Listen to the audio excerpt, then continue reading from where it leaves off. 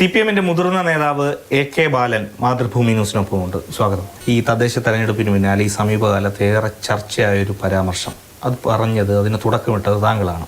UDF ഭരണത്തിൽ വന്നു കഴിഞ്ഞാൽ ആഭ്യന്തര വകുപ്പ് ഭരിക്കുന്നത് ജമാഅത്ത് ഇസ്ലാമി ആയിരിക്കുമെന്ന് പറഞ്ഞ ഒരു പരാമർശം. അങ്ങനെ CPM-ന് UDF വരുമെന്നൊരു ഭയമുണ്ടോ? ഒന്നാമതൊരു തെറ്റായിട്ടുള്ള ഒരു പ്രചരണമാണ്. ഞാൻ പറഞ്ഞ കാര്യം ഒന്നുകൂടി വ്യക്തമാക്കുക. വർഗീയ ശക്തികളുടെ സഹായത്തോടുകൂടി ആരധികാരത്തിൽ വന്നാലും അവരുടെ സ്വാധീനം ഉണ്ടാവും. ജമാഅത്തയുടെ സഹായത്തോടുകൂടി UDF ആണ് അധികാരത്തിൽ വരുന്നതെങ്കിൽ ഭരണത്തിൽ പൊതുവിൽ സ്വാധീനിക്കാൻ ജമാഅത്തേക്ക് സാധിക്കും. മാത്രവുമല്ല, ജമാഅത്തെ ആഭ്യന്തരത്തിലും സ്വാധീനിക്കും. വർഗീയ ശക്തികൾ അധികാരത്തിൽ വന്നാലുണ്ടാകുന്ന, അവരുടെ സ്വാധീനത്തിൽ ഒരു ഗവൺമെൻറ് അധികാരത്തിൽ വന്നാലുണ്ടാകുന്ന ആപത്തിനെ സംബന്ധിച്ച് ഒരു പൊതുപ്രവർത്തകൻ പൊതുസമൂഹത്തിൻ്റെ മുമ്പിൽ പ്രകടിപ്പിക്കുന്ന ആശങ്കക്കപ്പുറം ഞാനൊന്നും അതിൽ സൂചിപ്പിച്ചിട്ടില്ല. ആ ആശങ്ക ഞാൻ മാത്രം പറയുന്നതല്ല. ആദ്യഘട്ടത്തിൽ CPM-ന്റെ സംസ്ഥാന സെക്രട്ടറിയായിട്ടുള്ള MV ഗോവിന്ദന്റെ ഭാഗത്തു നിന്നുണ്ടായൊരു പ്രതികരണം ആ രീതിയിലല്ല. പാർട്ടിയിൽ രണ്ട് അഭിപ്രായമുണ്ട് എന്ന തരത്തിൽ തോന്നിക്കുന്ന തരത്തിലുള്ള ഒരു പ്രതികരണം അവരുടെ ഭാഗത്ത് നടത്തി. 6-ാം തീയതിയാണ് എൻ്റെ വീട്ടിൽ ദൃശ്യമാധ്യമക്കാർ വന്ന സമയത്ത് ഞാൻ ഒരു ചോദ്യത്തിന് ഉത്തരമായിട്ട് ഇത് പറഞ്ഞത്. സാഹചര്യം മനസ്സിലാക്കണം. 100 സീറ്റിൽ ഞങ്ങൾ ജയിക്കാൻ പോകുന്നു. അപ്പോഴാണ് ഞാൻ പറഞ്ഞത്, അത് ഈ മലർപ്പടിക്കാരൻ്റെ കലമ്പോലിയായിരിക്കും. അത് പൊട്ടിയെ അവർ സംതൃപ്തിപ്പെടും. ഈ കൂട്ടത്തിൽ ജമാഅത്തയുടെ സഹായത്തോടുകൂടി അധികാരത്തിൽ വരാൻ കഴിയും എന്നവർ ഉറപ്പിച്ചിരിക്കുകയാണ്. വർഗീയ ശക്തികളുടെ സഹായത്തോടുകൂടി അധികാരത്തിൽ വന്നാലുണ്ടാകുന്ന ആപത്ത് നേരത്തെ ഞാൻ സൂചിപ്പിച്ചതുപോലെ പറയുകയും ചെയ്തു. അതിനുശേഷം 8-ാം തീയതി 6-നാണ് ഞാനിത് പറയുന്നത്. 7-ാം തീയതി പത്രങ്ങളിൽ വന്നിട്ടേയില്ല.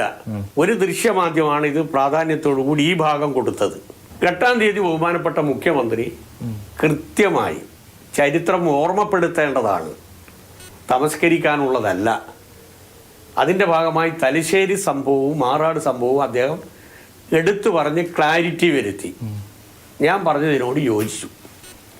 അതിനുശേഷം ചില പരാമർശങ്ങൾ വന്നിട്ടുണ്ട്. ഗോവിന്ദൻ മാഷ് പിന്നീട് കൃത്യമായി അദ്ദേഹം നിലപാട് വ്യക്തമാക്കി. ഞാൻ പറഞ്ഞത് തെറ്റാണെന്ന് പറഞ്ഞിട്ടേയില്ല ഗോവിന്ദൻ മാഷ് എവിടെയും.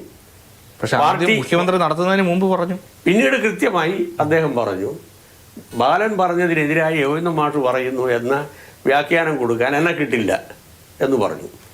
അതേ അവസരത്തിൽ ഇടതുപക്ഷ മുന്നണിയുടെ കൺവീനർ ഒരു കാര്യം സൂചിപ്പിച്ചു. UDF അധികാരത്തിൽ വരില്ലല്ലോ, ആഭ്യന്തരം ജമാഅത്തെ ഭരിക്കില്ലല്ലോ, പിന്നെ ആ പറയുന്നതിന് അർത്ഥമില്ലല്ലോ. ഞാനങ്ങനെ പറഞ്ഞിട്ടേ ഇല്ല. ഞാൻ ആ ഭാഗത്തേക്ക് കടന്നിട്ടേ ഇല്ല. പിന്നെ പാർട്ടിയുടെ നയമെന്താണ്, ഇടതുപക്ഷ ജനാധിപത്യ മുന്നണിയുടെ നയമെന്താണ്, ആ നയത്തിനെതിരായി ഞാനെന്തെങ്കിലും പറഞ്ഞിട്ടുണ്ടെങ്കിൽ പാർട്ടിയുടെ സംസ്ഥാന സെക്രട്ടറിയുടെയും അതുപോലെ തന്നെ ബഹുമാനപ്പെട്ട മുഖ്യമന്ത്രിയുടെയും വിശദീകരണത്തിൻ്റെ ഭാഗമായി പിന്നീട് ഒരാൾക്കും സംശയത്തിനിടയില്ലല്ലോ. ആ രണ്ട് പ്രതികരണങ്ങളും വന്ന ശേഷമാണ് ഇപ്പോൾ TP രാമകൃഷ്ണന്റെ അത്തരത്തിൽ അതിനെ ഒരു ഇരുട്ടിൽ തരത്തിൽ ഒരു പ്രതികരണം വന്നത്, അതിനെ പൂർണ്ണമായി ഉൾക്കൊള്ളാത്ത രീതിയിൽ എന്ന പോലെ. പക്ഷെ അതപ്പോൾ മുന്നണിക്കകത്തോ പാർട്ടിക്കകത്തോ രണ്ട് അഭിപ്രായം ഉണ്ടാകുന്നെന്ന് ധ്വനിയല്ലേ? ഇല്ല, ഒരഭിപ്രായമേ ഉള്ളൂ. ഞാൻ പറഞ്ഞത് തെറ്റാണ് എന്ന് പാർട്ടി പറഞ്ഞാൽ എനിക്ക് പിന്നീട് അതിന് ഒരു ഒബ്സ്റ്റിനസി ഇല്ല. ഞാൻ അപ്പം തന്നെ അത് തിരുത്തും. അങ്ങനെ ഇന്നേ വരെ പറഞ്ഞിട്ടില്ല. എന്തുകൊണ്ടാണ് സമുദായ സംഘടനകൾ SNDP ആയാലും വെള്ളാപ്പള്ളി നടേശനായാലും ഇപ്പോൾ NSSന്റെ ജനറൽ സെക്രട്ടറി ആയാലും CPM ആയാലും പ്രതിസ്ഥാനത്ത് ഇപ്പോൾ VD സതീശനെ കാണുന്നത്? അവർ നിലവിലുള്ള രാഷ്ട്രീയ കാര്യങ്ങൾ സമഗ്രമായി പരിശോധിച്ച് നിഷ്പക്ഷമായ അഭിപ്രായം പറയുന്ന സംഘടനകളാണ് NSS-ഉം SNDP-യും. 10-70 കൊല്ലക്കാലത്തെ അനുഭവം ഉണ്ടല്ലോ ഈ നേതാക്കന്മാർക്ക്. ഒരു നേതാവിനെ സംബന്ധിച്ച് പറയുന്നത് എന്താ, അദ്ദേഹത്തെ കാറിൽ കയറ്റിയാൽ അത് മതനിരപേക്ഷതക്കെതിരാവും. കാറിൽ കയറ്റുന്നവരെ സൂക്ഷിക്കണമെന്നല്ലേ പറഞ്ഞത്? കാറിൽ കയറ്റുന്നവരെ സൂക്ഷിക്കണം. ഇപ്പം അദ്ദേഹം ഞാൻ അങ്ങനെ പറഞ്ഞിട്ടില്ല എന്നാ പറയുന്നത്. VD സതീശ മാത്രമല്ല, ബിനോയ് വിശ്വം പറഞ്ഞില്ലേ താനായിരുന്നു കാറിൽ കയറ്റില്ലായിരുന്നു? അല്ല, അത് അദ്ദേഹത്തിന്റെ CPI-യുടെ ഒരു അഭിപ്രായമല്ല. നമുക്ക് പറയേണ്ടതെന്ന് നമുക്ക് പറയാൻ പറ്റില്ലല്ലോ. പരമാവധി കേരളത്തിൻ്റെ മുഖ്യമന്ത്രി പിണറായി വിജയനെ സംഘിയാണ് എന്ന് പറഞ്ഞ് ഒരു സംഖ്യയുടെ വേഷം കെട്ടിക്കുന്നതിൽ കനഗോകുലുവിന് ഒരു അജണ്ടയുണ്ട്. കനകഗോകുലുവിൻ്റെ അജണ്ട എന്താന്ന് പറഞ്ഞാൽ അദ്ദേഹത്തെ കോർണർ ചെയ്യാനുള്ള ഏറ്റവും നല്ല വഴി അദ്ദേഹത്തിൻ്റെ വ്യക്തിത്വത്തെ ഇല്ലാതാക്കുക. അതിനെ അഴിമതിക്കാരനാണെന്ന് ഒരു ഭാഗത്ത് വരുത്തുക, മറ്റൊരു ഭാഗത്ത് സംഖ്യയാണെന്ന് വരുത്തുക. ഈ പ്രചരണത്തിൻ്റെ സിസ്റ്റമാറ്റിക് ആയിട്ടുള്ള വളർച്ചയാണ് ബഹുമാനപ്പെട്ട മുഖ്യമന്ത്രിയെ ന്യൂനപക്ഷ വിരുദ്ധനാണ് എന്നെത്തിച്ച് വെറുതെ വന്നല്ല. അങ്ങനെ വന്നാലേ ഭരണം പിടിക്കാൻ പറ്റൂ. ഇത് നന്നായിട്ട് അറിയാവുന്ന ആൾക്കാരാണ് NSSും അതുപോലെ തന്നെ SNDPയും. എന്നാൽ ഈ സമീപകാലത്തൊന്നും ഇല്ലാത്ത തരത്തിൽ ഇപ്പോൾ SNDPയും NSSും തമ്മിൽ വളരെ അടുത്ത് രണ്ട് നേതാക്കളും തന്നെ വന്ന് സമീപിക്കുന്നു, അല്ലെങ്കിൽ തുറന്ന് UDFനെ എതിർക്കുന്നു, VD സതീശനെ പ്രതിപക്ഷ നേതാവിനെ എതിർക്കുന്നു. അപ്പോൾ ഇതിൻ്റെ എല്ലാം ഒരു സോഷ്യൽ എഞ്ചിനീയറിംഗ് നോക്കിക്കഴിഞ്ഞാൽ ഇതിൻ്റെ എല്ലാം പിന്നിൽ CPM ആണോ? അല്ലല്ല, അത് അവരുടെ അനുഭവമാണ്. ഒരു കോൺസെൻസസ് ആ രണ്ട് സംഘടനകളും രണ്ട് നേതാക്കളും തമ്മിലുണ്ടായാൽ കേരളത്തിൻ്റെ സാമൂഹ്യ പ്രശ്നം എന്നുള്ള നിലയിൽ, പ്രത്യേകിച്ച് സാമൂഹ്യ നീതിയുമായി ബന്ധപ്പെട്ടുകൊണ്ടുള്ള സംവരണത്തിൻ്റെ കാര്യത്തിൽ ഒരു നല്ല പോസിറ്റീവായിട്ടുള്ള ഒരു ഔട്ട്കം ഉണ്ടാകുമെന്ന് പൂർണ്ണമായും വിശ്വസിക്കുന്ന ഒരാളാണ് ഞാൻ. അതുകൊണ്ട് ഞാൻ അതിനെ പരിപൂർണമായി സ്വാഗതം ചെയ്യുക. ഇപ്പോൾ ഈ തദ്ദേശ തെരഞ്ഞെടുപ്പിൻ്റെ പല സ്ഥലത്തും CPMന് അല്ലെങ്കിൽ LDFന് കനത്ത തിരിച്ചടി നേരിട്ടു ഒരു സാഹചര്യം ഉണ്ടായി. അപ്പോൾ അന്നൊക്കെ നേതാക്കൾ തന്നെ പറഞ്ഞ ഒരു അഭിപ്രായമുണ്ട്, വോട്ടുകളുടെ ഏകീകരണം പലയിടത്തും സംഭവിച്ചിട്ടുണ്ട്. അത് വിവിധ സമുദായങ്ങളുടെ ഭാഗത്തു നിന്നുള്ള വോട്ടുകളുടെ ഏകീകരണം. ഇപ്പോൾ ഒരു ഹിന്ദു വോട്ടുകളുടെ ഏകീകരണമാണോ അല്ലെങ്കിൽ ഇതിലൂടെ സംഭവിക്കാൻ പോകുന്നത്, അല്ലെങ്കിൽ അതാണോ CPM കണക്ക് കൂട്ടുന്നത്? അങ്ങനെ പിന്നെ കണക്ക് കൂട്ടാനേ പറ്റില്ല. ഹിന്ദു ഏകീകരണം BJPക്കും മുസ്ലിം ഏകീകരണം UDFനും അനുകൂലമാണെന്ന് പറയാനേ പറ്റില്ല. കാരണം കഴിഞ്ഞ ലോക്സഭാ തെരഞ്ഞെടുപ്പിൽ ഞങ്ങൾക്ക് കിട്ടിയ 34% ഇപ്പം 60% വർദ്ധിച്ചു, 6% വർദ്ധിച്ചു.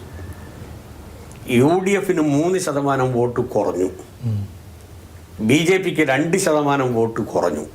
വ്യക്തമായ ഭൂരിപക്ഷം 57 അസംബ്ലി മണ്ഡലങ്ങളിൽ, 140 അസംബ്ലി മണ്ഡലങ്ങളിൽ 57 എണ്ണത്തിൽ ഇപ്പം ഞങ്ങൾക്കുണ്ട്. ചെറിയ വോട്ടിന്റെ വ്യത്യാസത്തിൽ പോയ ഒരു 18 മണ്ഡലങ്ങളുണ്ട്. അപ്പോൾ 75 മണ്ഡലം എന്ന് പറയുന്നത് ഇപ്പം ഞങ്ങളുടെ കയ്യിലുള്ളതാണ്. ഇത് സൂചിപ്പിക്കുന്നത് എന്താ? അപ്പോൾ ഈ തെരഞ്ഞെടുപ്പിന്റെ ഫലവും അതുപോലെ തന്നെ ഇനി നടക്കാൻ പോകുന്ന നിയമസഭാ തെരഞ്ഞെടുപ്പിന്റെ ഫലവും തമ്മിൽ നിങ്ങൾ താരതമ്യേ ചെയ്യണ്ട. എന്നാലും തദ്ദേശ തെരഞ്ഞെടുപ്പ് നിയമസഭാ തെരഞ്ഞെടുപ്പിൻ്റെ ഒരു സൂചന എന്നാണ് UDF വിശ്വസിക്കുന്നത്. കാരണം പലയിടത്തും ജില്ലാ പഞ്ചായത്തുകളിൽ നോക്കിക്കഴിഞ്ഞാൽ പോലും CPMൻ്റെ അല്ലെങ്കിൽ LDFൻ്റെ കയ്യിൽ നിന്ന് ജില്ലാ പഞ്ചായത്തുകൾ നഷ്ടപ്പെട്ടു. അതൊക്കെ ഒരു പൊളിറ്റിക്കൽ വോട്ട് എന്ന തരത്തിലല്ലേ വിലയിരുത്തേണ്ടത്? അതെ, ഞാൻ പറയാം. ഈ ആൻറ്റി ഇൻകംബൻസി എന്ന് പറയുന്നത്, ഭരണവിരുദ്ധ വികാരം എന്ന് പറയുന്നത് സാധാരണ നിലയിൽ നമ്മൾ കാണുന്ന ഒരു പ്രതിഭാസമാണ്. കേരള ഭരണത്തിനെതിരായി അങ്ങനെ ഒരു വികാരം ഉണ്ടായിരുന്നില്ല. എന്നാൽ ഞങ്ങളുടെ കയ്യിലുള്ള ഭൂരിപക്ഷം തദ്ദേശ സ്വയംഭരണ സ്ഥാപനങ്ങളിലും പല കാരണങ്ങളാൽ, ഞങ്ങളുടെ ഭാഗത്ത് ഉണ്ടായിട്ടുള്ളതല്ല, പല കാരണങ്ങളാൽ ഭരണസമിതിക്കെതിരായിട്ടുള്ള വികാരമുണ്ട്. വ്യക്തിപരമായിട്ടുള്ള ആനുകൂല്യങ്ങൾ കിട്ടാത്തതിൻ്റെ ഭാഗമായി, പഞ്ചായത്ത് തലത്തിൽ കിട്ടാത്തതിൻ്റെ ഭാഗമായി അമർഷം ഉണ്ടായിട്ടുണ്ട്. ഇങ്ങനെയുള്ള ഒറ്റപ്പെട്ട ചില സംഭവങ്ങൾ ഒരു ബൂത്തിനെ സംബന്ധിച്ചിടത്തോളം 10ഓ 15ഓ വീടുകളെ ബാധിച്ചാൽ മതി. അല്ലാതെ ഇങ്ങളീ പറയുന്ന ഈ ശബരിമലയോ അല്ലെങ്കിൽ ഗവൺമെന്റിനെതിരായിട്ടോ ഉള്ള വികാരമുള്ളത് പഞ്ചായത്ത് തലത്തിലുള്ള കാര്യങ്ങളിൽ ജനങ്ങളെയും അതുപോലെ തന്നെ വോട്ടർമാരെയും വിശ്വാസത്തിലെടുത്ത് കാര്യങ്ങൾ ബോധ്യപ്പെടുത്തുന്നതിൽ ഞങ്ങൾക്ക് കുറവ് സംഭവിച്ചിട്ടുണ്ട്. ആ കുറവ് പരിഹരിക്കുന്നതിൻ്റെ ഭാഗമായിട്ടാണ് ഇപ്പം ഞങ്ങളുടെ നേതാക്കന്മാർ വീടിൽ കയറി എന്താണ് ഞങ്ങൾക്കറിയാം, ഈ ഓരോ ബൂത്തിലെയും ഏതാണ്ട് മാറി ചിന്തിച്ച വീടുകൾ കുറച്ച് ഞങ്ങൾക്ക് മണത്തറിയാൻ പറ്റും. എന്താണ് അത്? ചിലപ്പോൾ സത്യസന്ധമായിട്ട് പറഞ്ഞു കൊള്ളണമെന്നില്ല, എന്നാലും നിരന്തരമായി ബന്ധപ്പെടുന്ന സമയത്ത് അവരുടെ ആശങ്കകൾ പറയും. അത് പരിഹരിക്കാനുള്ള നടപടി എന്നുള്ള നിലയിൽ ശക്തമായിട്ടുള്ള നിലപാടും ഗവൺമെന്റ് എടുക്കും. അങ്ങനെ വരുന്ന സമയത്ത് യാതൊരു സംശയവും വേണ്ട, ബഹുമാനപ്പെട്ട മുഖ്യമന്ത്രി പറഞ്ഞ 110ലേക്ക് തന്നെ LDF എത്തും. അങ്ങനെ ആത്മവിശ്വാസമാണ്. ആത്മവിശ്വാസമില്ല, അത് ആത്മവിശ്വാസത്തിന്റെ പ്രശ്നം അതിലില്ല. വസ്തുത അതാണ് അനുഭവം. ഇതിപ്പോ കണ്ട് ഈ പഞ്ചായത്തിൽ ഞങ്ങൾക്ക് കുറച്ച് സീറ്റ് കിട്ടിയിട്ടുണ്ട്, ഇനി ജമായത്തിന്റെ കൂടി സഹായം ഉണ്ടായി കഴിഞ്ഞാൽ വേഗം എളുപ്പത്തിൽ മുഖ്യമന്ത്രിയാകാം എന്ന ധാരണയിൽ മുഖ്യമന്ത്രി, ഉപമുഖ്യമന്ത്രി, പേഴ്സണൽ സ്റ്റാഫ്, വീട്ടിലെ സ്റ്റാഫ്, ഡ്രൈവർ എല്ലാം നിശ്ചയിച്ചു കഴിഞ്ഞു. എന്തെല്ലാം കോപ്രായങ്ങളാണ് ഇപ്പോൾ അവർ കാട്ടുന്നത്. അതിൽ ഇപ്പോൾ മതന്യൂനപക്ഷത്തിൻ്റെ വോട്ടിൻ്റെ ഏകീകരണത്തിന് വേണ്ടി കള്ളപ്രചരണം എന്ന് പറഞ്ഞു കഴിഞ്ഞാൽ സംഘികളാക്കുകയാണ്. ലീഗിനെതിരായിട്ട് പറഞ്ഞു കഴിഞ്ഞാൽ മുസ്ലിമിനെതിരാവുമോ? വർഗീയ സംഘടനകൾക്കെതിരായി പറഞ്ഞു കഴിഞ്ഞാൽ മുസ്ലിമിനെതിരായോ? ലീഗിനേക്കാളും പ്രവർത്തിക്കുന്ന ഒരു സംഘടനയാണ് SDPIയും ജമാഅത്തെയും. അവരുടെ ഭൗതിക തലം എന്ന് പറയുന്നത് വളരെ വളരെ വളരെ വളരെ ശക്തമാണ്. സംഘടനാ തലം വളരെ വളരെ ശക്തമാണ്. സാധാരണ നിലയിൽ മുസ്ലിം ലീഗിന് ഇറക്കാൻ പറ്റാത്ത വനിതകളെ അടക്കം ഈ സംഘടനകൾക്ക് ഇറക്കാൻ പറ്റും. വടകരയിൽ നമ്മൾ കണ്ടതാണല്ലോ, ശൈലജ ടീച്ചർക്കെതിരായി ഈ കഴിഞ്ഞ തെരഞ്ഞെടുപ്പിൽ, ലോക്സഭാ തെരഞ്ഞെടുപ്പിൽ. ഇതാണ് അതിൻ്റെ പ്രശ്നം. അതെന്തുകൊണ്ടുണ്ടായി? ഒരു ഘട്ടത്തിൽ ഇടതുപക്ഷത്തിനും CPMനും മുഖ്യമന്ത്രിക്കും അനുകൂലമായ ഒരു വലിയ തള്ളിച്ച അനുകൂലമായൊരു അന്തരീക്ഷം മതന്യൂനപക്ഷങ്ങളിലുണ്ടായി.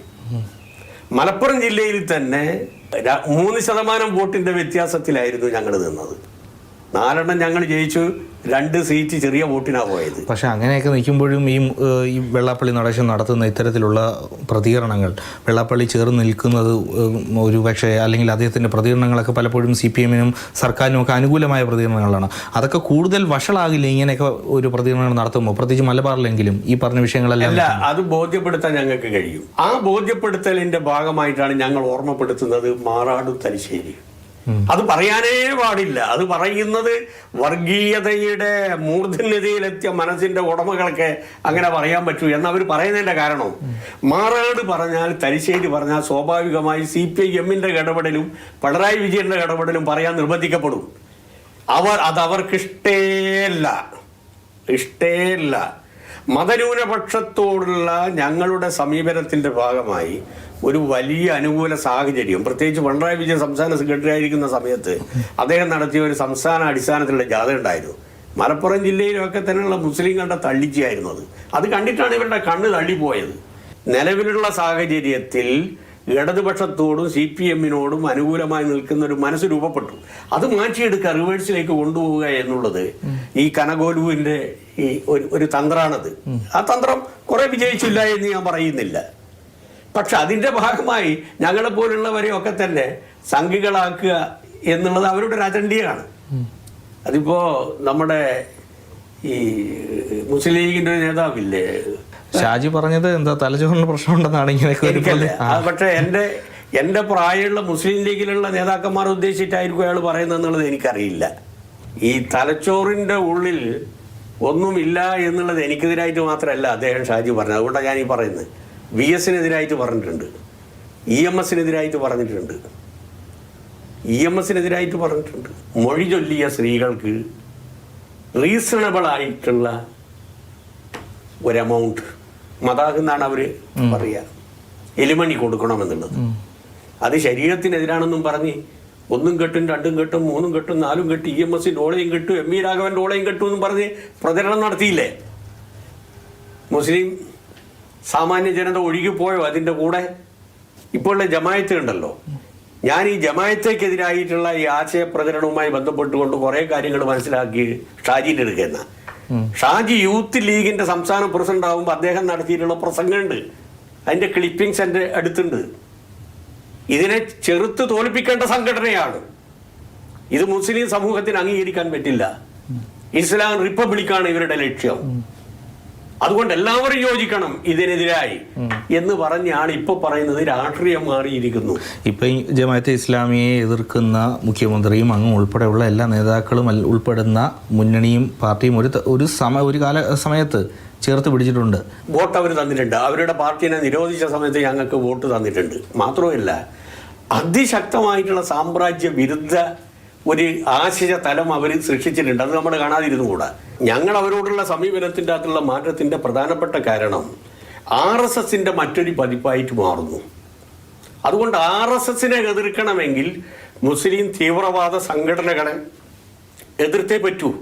ഇന്ത്യൻ ഭരണഘടന ഞങ്ങൾ അംഗീകരിക്കുന്നു, ഇന്ത്യൻ ജനാധിപത്യം ഞങ്ങൾ അംഗീകരിക്കുന്നു, ഇന്ത്യയുടെ മതേതരത്വം ഞങ്ങൾ അംഗീകരിക്കുന്നു, ഇന്ത്യയുടെ സോവറിറ്റി ഞങ്ങൾ അംഗീകരിക്കുന്നു.